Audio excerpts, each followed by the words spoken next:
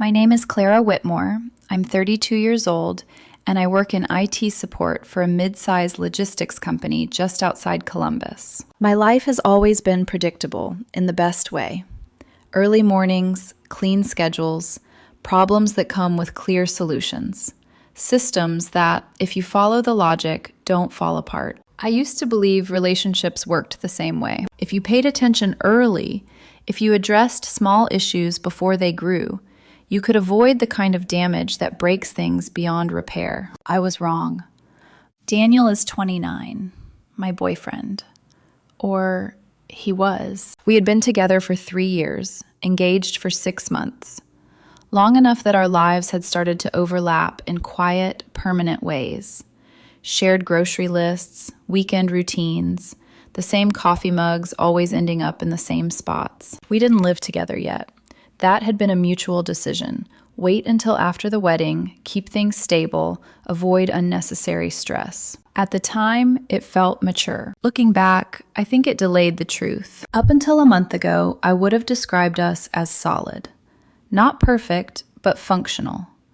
The kind of relationship where disagreements were handled with conversations, not ultimatums. At least, that's what I thought. Daniel has an ex-girlfriend named Lena. They dated before me, on and off. He told me it ended because she was inconsistent, emotionally unpredictable, not someone he could build a future with. I accepted that.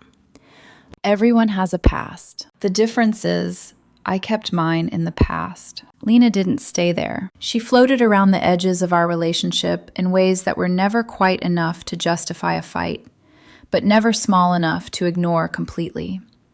Mutual friends, group events, occasional texts that Daniel brushed off like they were nothing. She's just part of the circle, he would say. And I didn't want to be the woman who policed friendships. So I kept my boundaries simple. I'm not comfortable with her being part of our marriage in any way. He agreed.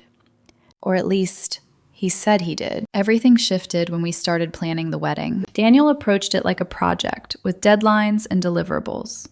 Efficient, focused, but also impatient. Every decision felt rushed. Every question I asked felt like an inconvenience. If I hesitated, he sighed. If I disagreed, he went quiet, cold, distant, like I had failed some invisible test. At first, I told myself it was stress. Weddings do that to people. But stress doesn't change how someone sees you. 2 weeks ago, he told me Lena was coming to the wedding. Not as a +1, not as a distant guest. As someone he felt needed to be there. She helped me connect with one of the vendors years ago, he said, like that explained everything. It would be rude not to invite her. I remember staring at him, waiting for the part where he clarified he was joking. He didn't. That doesn't make sense, I said carefully. She's your ex. He rolled his eyes slightly, like I was missing something obvious. You're being dramatic, Clara. That word. Dramatic. It landed heavier than it should have. I'm not getting married with your ex sitting there watching it happen, I said. Calm, clear, final. It should have been simple. It wasn't. His expression changed. Not angry, not surprised, just annoyed. Like I was complicating something that shouldn't be complicated. She's coming, he said. Unless you're willing to act like an adult about it. There was a pause. And then he said the thing that split everything in half. The wedding is off unless you apologize to Lena for being disrespectful. For a second, I thought I misheard him. Apologize? For what? I asked. For the way you talk about her. The attitude. It's unnecessary. My stomach dropped. I searched his face for any sign this was a bluff, a bad joke, something he would take back if I pushed. There was nothing. Just expectation, like the outcome was already decided. Okay, I said slowly. Then the wedding is off. He laughed. Actually laughed. Like I had just said something ridiculous. Clara, be serious. I am. He grabbed his keys, still shaking his head like this was temporary, like I would come to my senses once I realized how far this had gone. You'll calm down, he said as he headed for the door. We'll talk tomorrow. The last message he sent me that night was short. You'll regret this when you realize how much we've already spent. I didn't reply. I didn't argue. I didn't chase him. The next morning, I started making calls. The venue was first. I didn't raise my voice. I didn't explain the situation. I simply asked about the cancellation policy. They told me both of us had signed the contract, but either party could initiate cancellation. There would be a financial penalty depending on timing. I asked them to email me the form. Then I called the caterer. Then the photographer. Same tone. Same questions. If the wedding required me to apologize to his ex, then it wasn't a wedding I was willing to participate in. Around noon, Daniel texted me. Non-refundable, he wrote. Hope you're proud of yourself. I read it once. Then I replied. I'm proceeding with canceling the venue. We can split any losses according to the contract. Neutral. Direct. No emotion. He called immediately. The first thing he said wasn't anger. It was something worse. Are you seriously trying to embarrass me? Embarrass. That word stayed with me. I'm not apologizing to someone who has no place in our relationship, I said. You're making this into something it's not, he snapped. This is about respect. You gave the ultimatum, I replied calmly. I'm just accepting it. There was silence. Then softer. I didn't mean actually cancel the wedding. And there it was, the first crack. I asked him one question. Is Lena coming to the wedding? A pause. Then, she will if you can be mature about it. That was enough. That afternoon, I submitted the cancellation form. Not impulsively, not emotionally. I read the contract twice, calculated the loss, accepted it. Because losing money hurts, but not as much as starting a marriage where your boundaries are negotiable. 3 days later, the venue emailed both of us. Confirmation received, awaiting Daniel's acknowledgement. That was the moment he realized I wasn't bluffing. 3 days after I submitted the cancellation form, Daniel showed up at my apartment just after 9 at night. I had already finished dinner. My laptop was open on the table, my inbox half cleared, the dishwasher humming softly in the kitchen. It was an ordinary evening, the kind I used to think I wanted my whole life to be made of. Quiet, manageable, safe. Then he knocked. Not lightly, not aggressively either, just with the kind of confidence that assumes the door will open because, of course it will. For a moment, I considered pretending I wasn't home, but avoidance has a way of stretching pain into something longer than it needs to be. So I stood, crossed the apartment, and opened the door. Daniel walked in before I had even stepped fully aside. He moved like he still had some right to the space, like the last few days had been an argument, not a fracture. He dropped his keys on the counter, set his phone down beside them, and let out a breath that sounded rehearsed, as if he had practiced being the reasonable one on the drive over. You blindsided me, he said. No hello, no pause, just accusation. I closed the door quietly behind him and stayed standing. I sent you the form, I said. That is not the point, Clara. His voice had that tight, controlled edge I had come to know too well. The tone he used when he wanted to look calm while making sure I understood he was angry. You canceled the venue without even giving me a real chance to talk. I looked at him for a second, genuinely wondering whether he believed that. You told me the wedding was off unless I apologized to Lena. I said that in the heat of the moment. And then I accepted it in the heat of the moment, I replied. The difference is, I followed through. His jaw shifted. He hated when I answered him plainly. When I didn't step into the emotional fog he tried to create.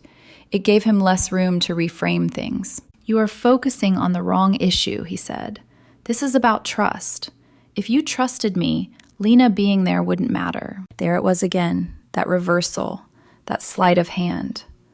He was trying to make my boundary into my flaw. I leaned against the back of the dining chair, not because I needed support, but because I wanted to stay still. He was pacing emotionally already. I wasn't going to match it. I do trust what I can see, I said. And what I can see is that you want your ex involved in our wedding. And when I said no, you made the wedding conditional on me apologizing to her. His expression hardened. You keep saying involved, like she's planning the ceremony or something. She's a guest. No, I said, quieter now. A guest doesn't get an apology as an entry requirement. That landed. I saw it in the way his eyes narrowed slightly, in the brief silence that followed. It was the kind of silence that comes when someone realizes the wording they've been hiding behind no longer works. He turned away from me and ran a hand through his hair. "You always do this," he said. "You take something simple and make it extreme." I almost laughed, not because anything was funny, but because that sentence was so familiar it felt scripted. I had heard versions of it before, smaller ones, softer ones, over tiny disagreements that now seemed less tiny in retrospect. Whenever I named something directly, he called it exaggerated. Whenever I drew a line, he called it a reaction. Whenever I held my ground, he called it cruelty. "What exactly did I make extreme?" I asked. "The part where you invited Lena after I said I wasn't comfortable? Or the part where you told me to apologize to her?" He exhaled hard through his nose and turned back toward me. She felt disrespected. The room went very still. I didn't answer right away because the sentence itself had a weight to it. Not just because of what it meant, but because of how casually he said it. As though her feelings were naturally part of this conversation.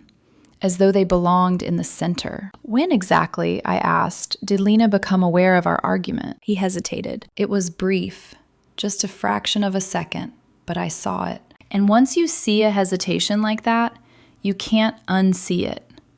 It changes the shape of everything around it. "Daniel," I said, my voice flat now, "what did you tell her?" I wanted perspective. That wasn't an answer. "What did you tell her?" He looked annoyed that I had made him repeat himself internally, that I wasn't going to let vague language smooth this over. "I showed her some screenshots," he said. "For a second, I didn't feel anger. I felt clarity. Cold, immediate, surgical clarity." "Our private messages?" I asked. It wasn't a big deal. I stared at him. He actually believed that saying it casually would shrink it. That if he minimized the betrayal quickly enough, I would respond to the tone instead of the fact. "You sent my messages to Lena." "She knows me well," he snapped. I wanted an outside opinion from someone who understands how I communicate. I let the silence sit there this time. I wanted him to hear the logic of what he had just said in the emptiness after it. Someone who understands how I communicate. Not someone who respects our relationship. Not someone neutral. His ex-girlfriend. A woman he insisted was harmless.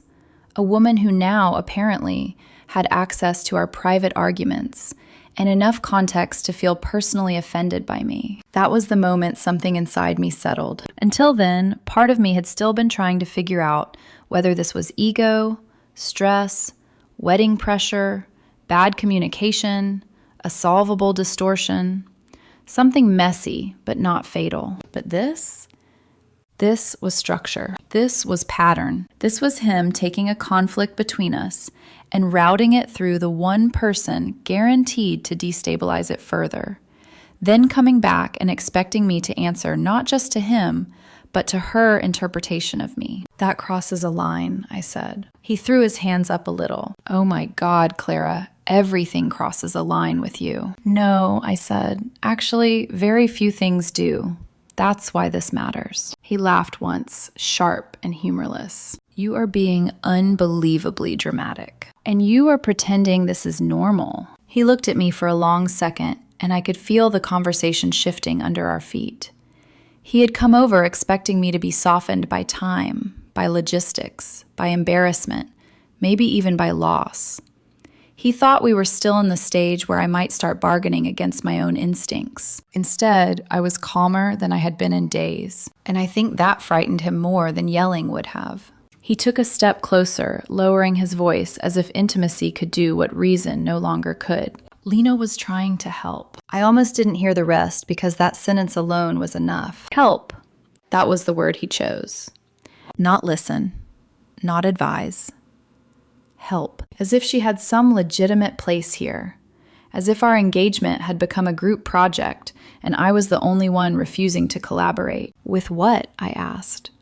"Convincing you that my boundary was unreasonable?" He pressed his lips together. "She thinks you came into this already deciding to hate her." I actually blinked at that. It was such a revealing sentence because it meant he hadn't just shown her screenshots. He had discussed me with her. Repeatedly enough, openly enough, that she had formed a position on my motives, on my personality, on the role I played in my own relationship. And now he was standing in my apartment, reporting her conclusions to me as though they were relevant. "Do you hear yourself?" I asked quietly. His face darkened. "She was part of my life before you, Clara. I'm not going to pretend she never existed just because you're insecure." That word again. Insecure. It was always insecurity, never intuition, never self-respect, never discomfort with something objectively inappropriate. He packaged every boundary I expressed as weakness because it was easier than admitting I might have a point. "I'm not asking you to erase your past," I said. "I'm asking why your ex has access to our private conflicts and enough influence over you that my wedding depends on how she feels." "It does not depend on how she feels." "It literally does," I said. "You told me to apologize to her or the wedding was off." He opened his mouth, then shut it. For a few seconds, neither of us spoke. Outside, somewhere down the hall, a door closed. The dishwasher clicked into a new cycle. My apartment remained steady around us, while the conversation in the middle of it seemed to reveal itself more and more with every pause. Then he changed tactics. It was subtle at first. His shoulders dropped slightly. His voice softened. His expression rearranged itself into something wounded, disappointed, restrained. He had stopped trying to win the point. Now he was going to make me feel cruel for making it. "I can't believe you would do this over one mistake," he said. I looked at him. One mistake, as if the issue were a single impulsive sentence and not the entire chain beneath it. The invitation, the ultimatum, the screenshots, the ongoing contact, the deference, the entitlement, the assumption that Lena's discomfort carried real weight in my relationship. "This isn't one mistake," I said. "You're blowing up our future." "No," I replied. "I'm refusing to enter one that looks like this." That made something in him snap, not loudly, not theatrically, but I saw it in the way his face changed, the softness dropping off all at once. "So that's it?" he asked. "You'd really throw everything away because I asked you to show a little respect?" I met his eyes. "You keep saying respect," I said, "but what you mean is obedience." He stared at me. That was the sentence that changed the room, because up to that point, he had still been trying to keep the conversation inside familiar language. Trust, maturity, compromise, respect. Words that sound balanced until you inspect who's being asked to give what up. But obedience? That word stripped it bare. His expression sharpened with something close to disbelief. "You think I'm trying to control you?" I didn't answer immediately. The truth was, I wasn't sure control was even the full word for it. Control implies strategy. Sometimes what he wanted felt simpler than that, more instinctive. He wanted reality to bend around his comfort. He wanted his version of reason to prevail by default. He wanted my peace as long as it didn't cost him anything. "I think," I said carefully, "you expected me to fold." He looked away first, only for a second. But it was enough. And in that second, something in me finished grieving before I even realized I had started. Because there it was. Not the betrayal itself, not even the disrespect, the assumption. The assumption that no matter how far he pushed, I would eventually take the shape he needed. That I would absorb the discomfort, smooth the edges, apologize where I shouldn't, and call it love. He turned back to me then, and his voice came out flatter, colder. "If I tell Lena this is handled," he said, "and ask her to move past it, will you stop making this worse?" I looked at him. That sentence sat between us like something rotten, not because of how cruel it was, but because of how casually he said it, as if he were offering me a path back in, as if the issue was now whether Lena would forgive me, as if he still hadn't understood what had actually broken. And in that moment I knew, with a kind of exhausted certainty, that this was not a misunderstanding. It was a power test, and he still thought I was going to fail it. When Daniel said that, when he framed it like Lena needed to move past it, something inside me didn't flare up. It didn't break either. It just settled. Not dramatic, not loud, just a quiet final shift, like a door closing somewhere deep enough that no one else could hear it. I looked around my apartment for a second, the counter, the chair I was leaning on, the soft light above the sink. Everything exactly where I had placed it. Everything stable, predictable, mine. Then I looked back at him. "I think you should go," I said. He blinked. Not confused, more like he hadn't processed the sentence because it didn't match what he expected to happen next. "I'm not finished," he said. "I am." My voice didn't rise. It didn't waver. That seemed to unsettle him more than anything else I could have done. He crossed his arms, shifting his weight slightly, like he was preparing for another round. "Clara, adults don't just walk away when things get uncomfortable." The irony of that almost made me smile. I didn't argue with it. I didn't point out the contradiction. I simply stepped past him, walked to the door, and opened it. He didn't move. Instead, he stared at me, waiting for the hesitation. Waiting for the moment where I would soften, close the door again, say something like, "Okay, let's just talk." That moment didn't come. "This conversation is over," I said. "You need to leave." His expression hardened.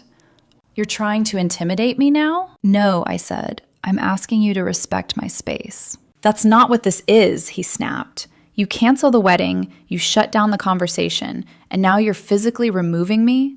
That's not normal."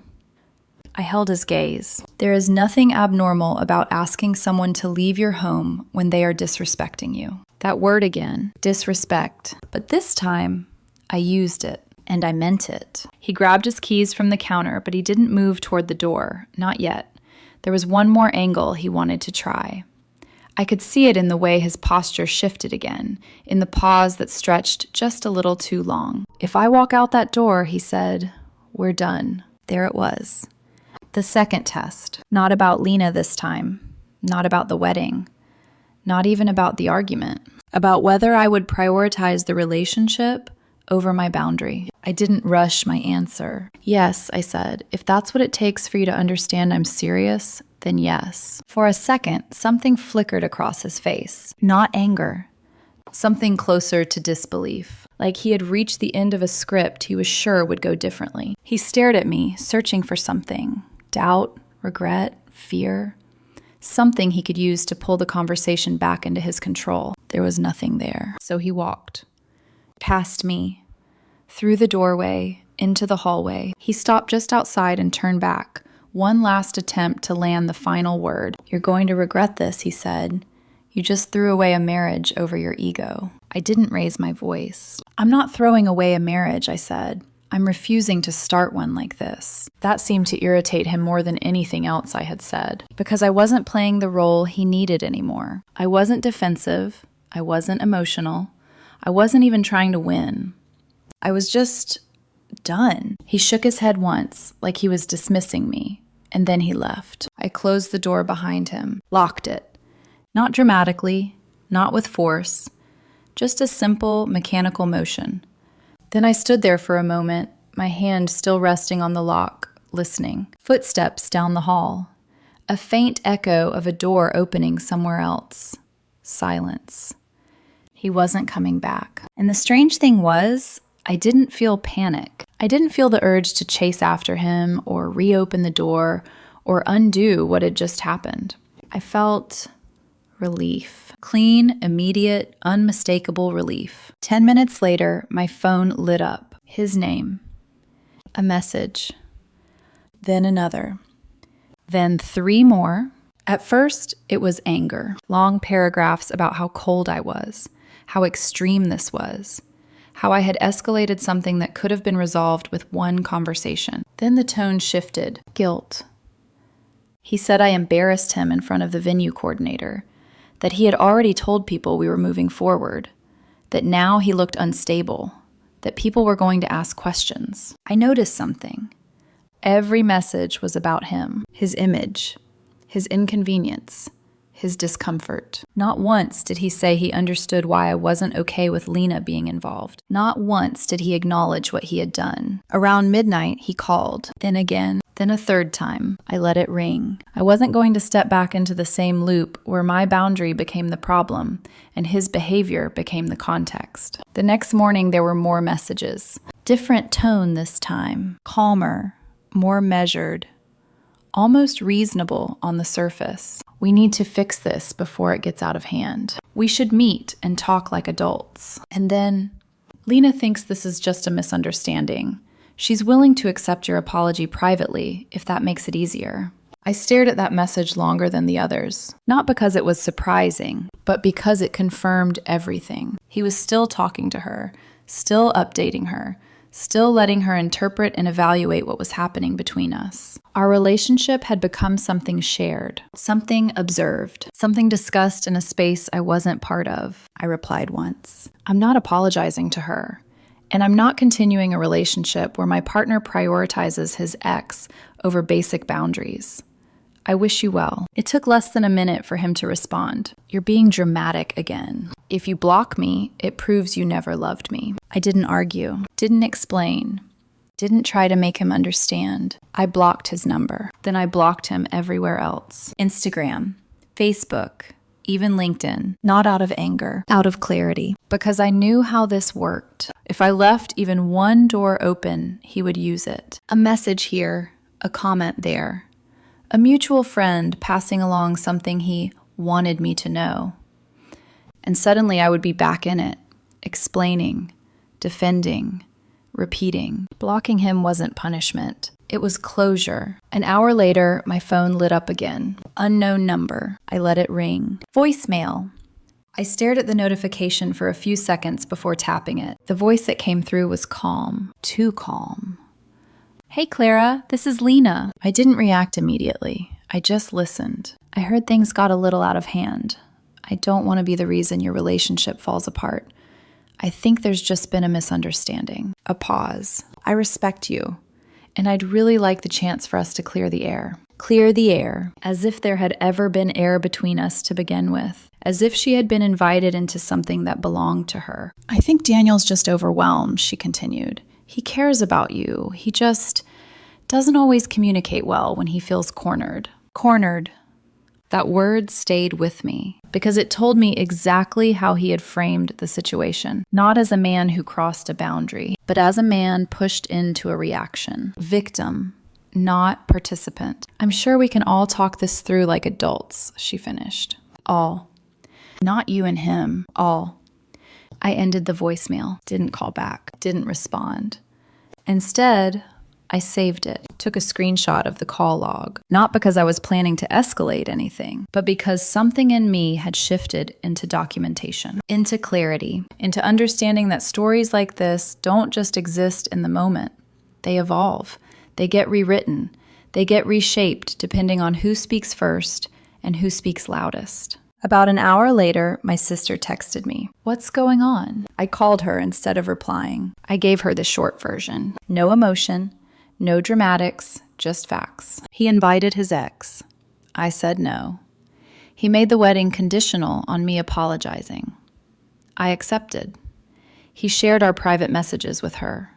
I ended it. There was a pause on the other end of the line. Then she said, "That's not a misunderstanding." No, I said.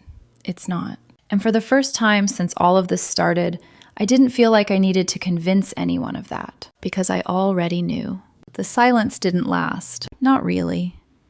Daniel stopped contacting me directly after I blocked him, but that didn't mean the situation went quiet. It just changed shape. It moved outward.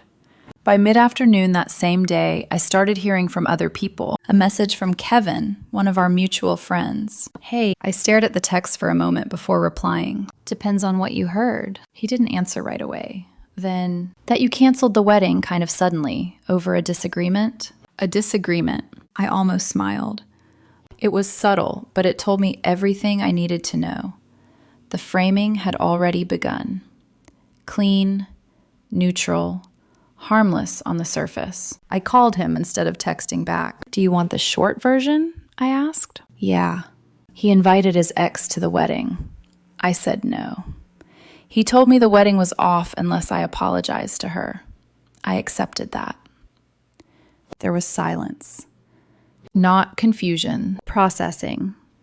That's not what he said, Kevin admitted. I know. Another pause. He said you got jealous, that you overreacted. Of course he did, because that version was easier to sell. It made him reasonable. It made me emotional. It turned a boundary into a flaw. I didn't overreact, I said calmly. I just didn't negotiate. Kevin didn't argue. And that was enough. Because people don't need long explanations when the facts are clear. They just need something that makes sense. And the truth, when you strip it down, always does. Later that day, I received an email from Daniel's mother. The subject line was polite. Can we talk? The message itself was carefully worded, but the meaning underneath it wasn't subtle. She said relationships require compromise, that no partnership survives without flexibility, that pride can destroy something good if you let it. Pride. That word again. It kept coming back, dressed up differently each time, but always pointing to the same idea, that holding your ground was somehow the problem. I read the email twice before replying. This isn't about pride, I wrote. It's about boundaries and trust. I'm not comfortable marrying someone who involves his ex in our conflicts and makes my participation conditional on appeasing her. I kept it short, clear, respectful. She never responded. That silence felt intentional, not agreement, not acceptance, just withdrawal. As if the version of me she preferred, the agreeable one, the accommodating one, was no longer available. So there was nothing left to engage with. That evening, Daniel tried again. Not directly, through email this time. Subject line, please just listen. I opened it. He said he felt attacked, that I had escalated things unnecessarily, that Lena had only been trying to help. There it was again. Help. He also wrote something else, something quieter, but more revealing. He said canceling the venue without his agreement could have legal consequences if he chose to pursue them. I paused there. Not because I was worried. The contract had been clear.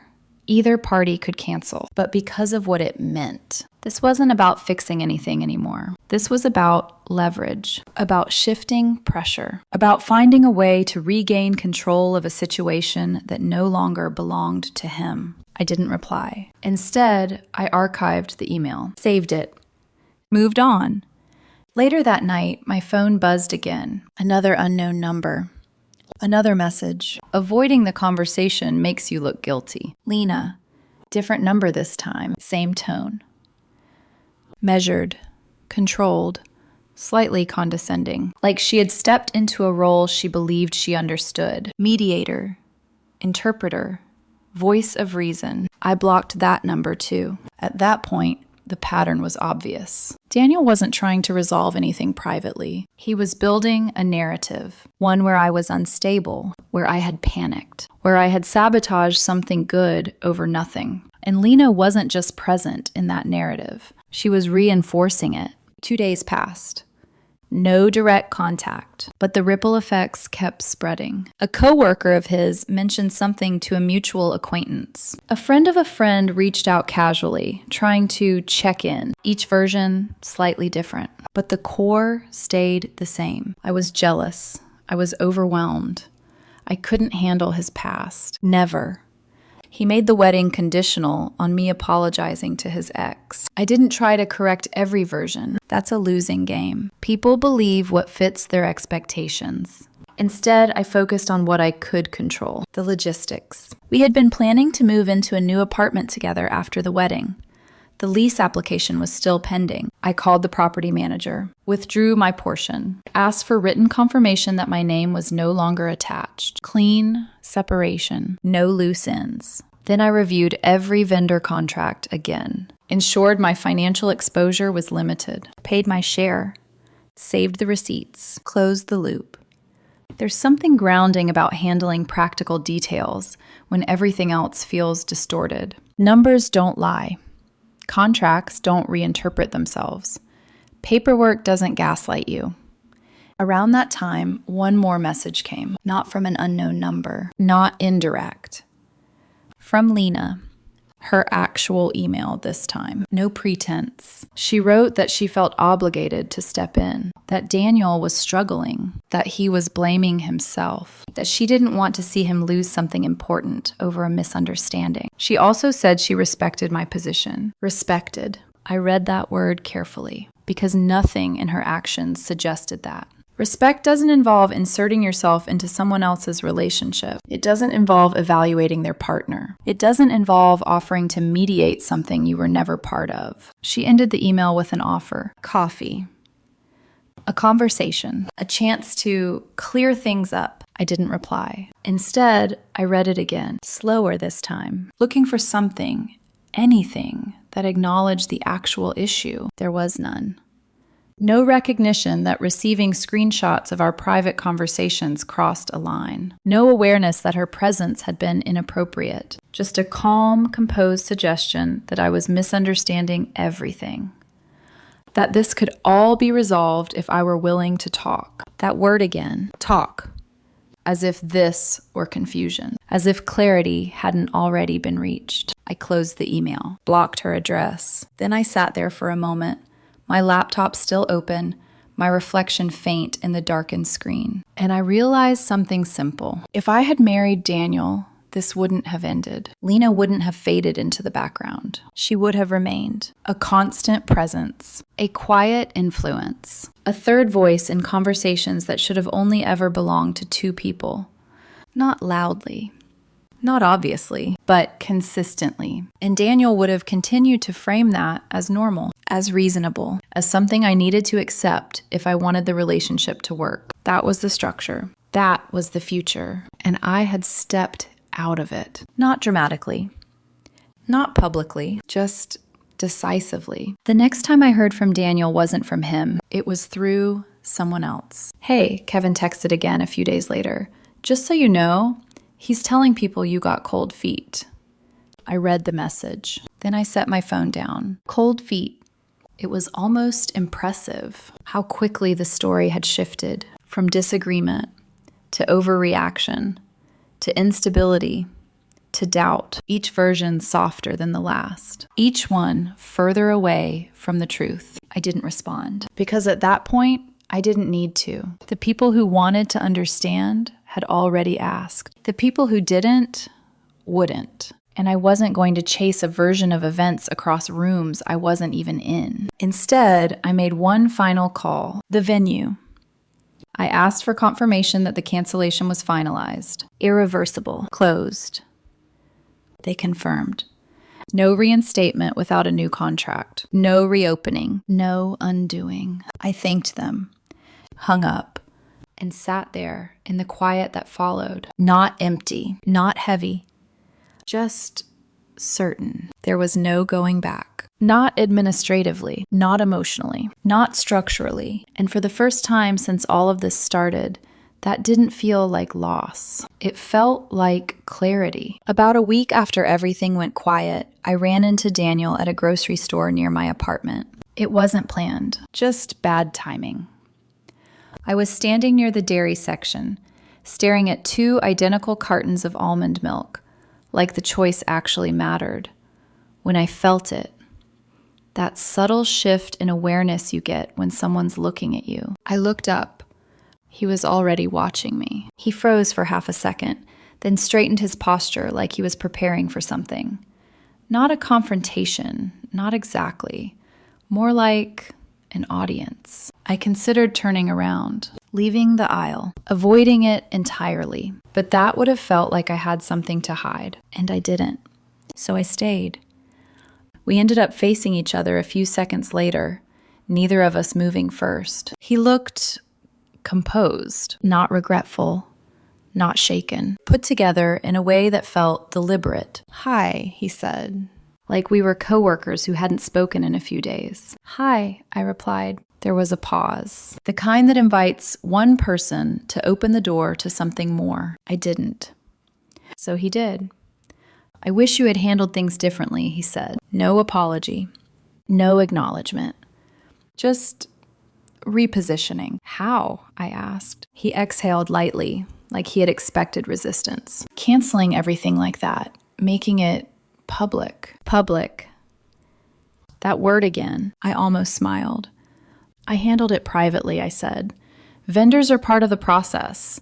They needed accurate information." He shook his head slightly. "You know what I mean." I did. He meant his image, the version of events he had already started building, the one where I was abrupt, unreasonable, impulsive, not precise, not deliberate, not justified. I think we could have worked through it, he continued, if we had just communicated better.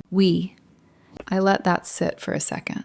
Because we suggests equal responsibility, equal escalation, equal failure. And that wasn't what had happened. You told me to apologize to Lena or the wedding was off, I said. He hesitated, just for a moment. Then, I didn't mean it like that. That's exactly how you said it. Another pause. Then he shifted.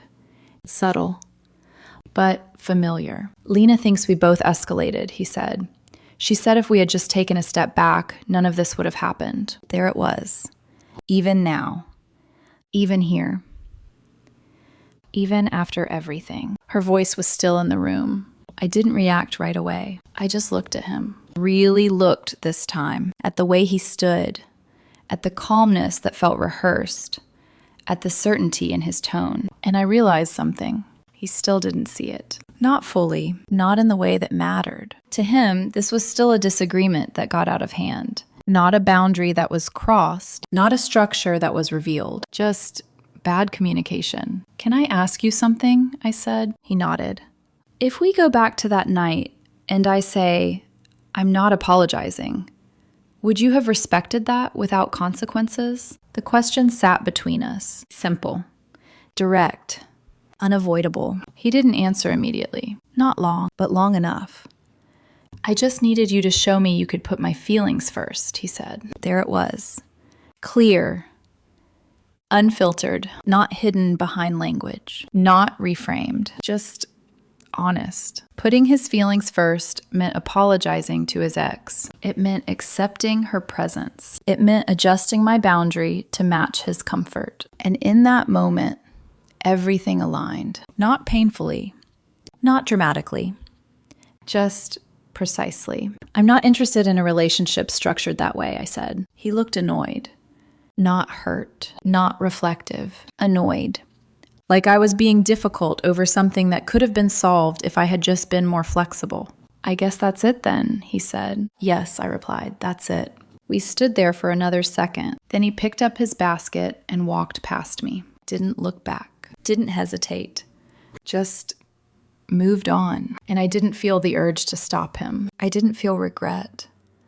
I didn't feel like I had lost something. I felt confirmed because even at the end, nothing had changed. He still believed this was about me not prioritizing him enough, not about him failing to protect the relationship from outside influence. That difference isn't small. It's fundamental. 3 months have passed since the wedding was officially canceled. The financial part is done. We split the non-refundable deposits according to the contracts. No lawsuits, no dramatic fallout, just numbers, receipts, closure. The social version of events stabilized too. Some people still think I panicked, that I got overwhelmed, that I couldn't handle his past. Others asked, listened, understood. I didn't try to correct everyone. That's not how truth works. It doesn't need to be broadcast to exist. Daniel and I haven't spoken since the grocery store. A mutual friend mentioned recently that he and Lena have been spending a lot of time together again. I didn't ask questions. I didn't need to. If anything, it just confirmed what I already knew, that she had never really left, that she was always part of the equation. Looking back, the trigger seems small. An invitation, an apology, a sentence said in the heat of the moment. But what sat underneath it wasn't small. He shared our private conversations with her. He treated her opinion as relevant to our engagement. He positioned me as someone who needed to earn approval from a woman who had no place in my future. And when I refused, he escalated, then reframed, then redirected. What stays with me isn't the argument, it's what happened after. How quickly he moved to control the narrative, calling people, framing the story, positioning himself as reasonable. That wasn't panic. That was strategy. If I had apologized to Lena, the wedding would have gone forward. Everything would have looked normal. Photos, smiles, speeches. But I would have known that when it mattered, my boundary was negotiable. That his ex had a voice in our relationship. That I would always be one step away from needing to prove something I shouldn't have to prove. People have asked me if I regret being so firm. The answer is simple: no. Canceling a wedding is expensive, uncomfortable, inconvenient. But divorcing someone who doesn't respect your boundaries, that's worse. I didn't lose a marriage. I avoided one that was already structured against me. And the fact that he only believed I was serious once the venue confirmed the cancellation, that tells me everything. He thought I was bluffing. I wasn't.